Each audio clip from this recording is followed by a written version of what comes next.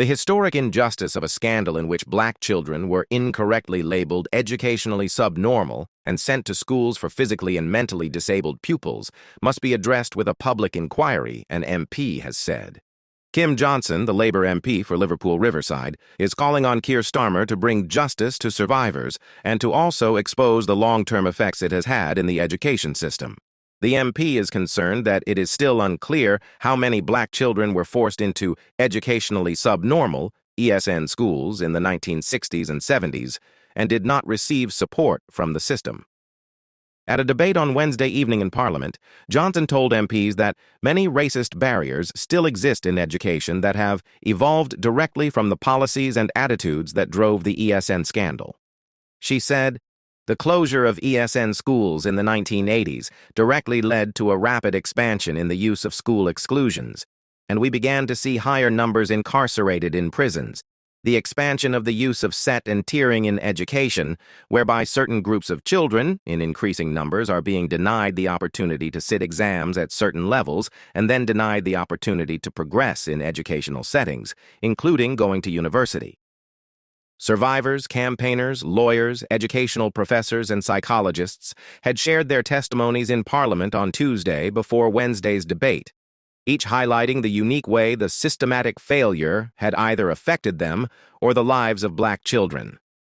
Noel Gordon said he was 6 years old when his mom was visited at home by an education department official who said, "We found a special needs boarding school with a matron to keep an eye on him." He said, "Then out of the blue he says I'm a dunce. Mom thinks, I'm only 6. School will sort it out." What he was alluding to, they were placing me in a school for subnormal children, with no curriculum. This was government policy. They put 2 of my older brothers in the local special school. I suffered a catalog of abuse from the age of 6 to 16. I was beat over the head at 12 in the playground and called a black bastard by Christine, a member of staff, for no reason. Renee Stevens, 58, another survivor, broke down in tears as he reflected on the physical and sexual assault he experienced in the education system that was coupled with an overall lack of support. "In my first year at Sir William Collins Secondary School in Mornington Crescent, London, I was assaulted by the deputy head, Mr. Young. He, a martial arts expert, executed a slide kick that knocked me off my feet, causing me to land on my head and lose consciousness. Following this unprovoked attack, Mr. Young falsely accused me of assaulting him. The school's response was to expel me.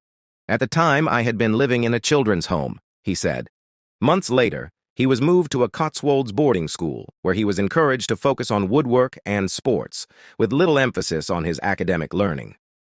"In my 4th year, I was sexually assaulted by a staff member named Trevor.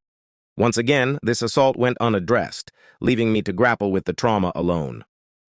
While living in Jamaica, Denise Davidson did not attend a special school. "None of the children in my very large school were sitting in the wheelchair. None of the children my age or older were wearing a baby's bib. Yet here I was in England, seeing my school friends in this situation," she said.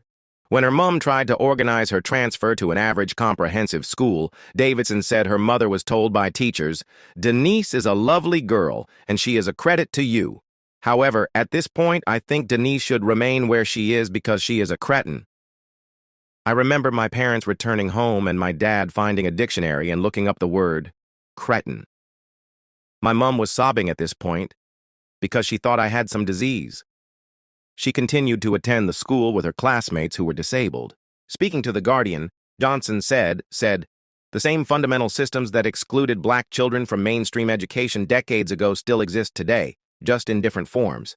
ESN schools may have gone, but black children are still disproportionately pushed into pupil referral units and alternative provision, feeding into the school-to-prison pipeline."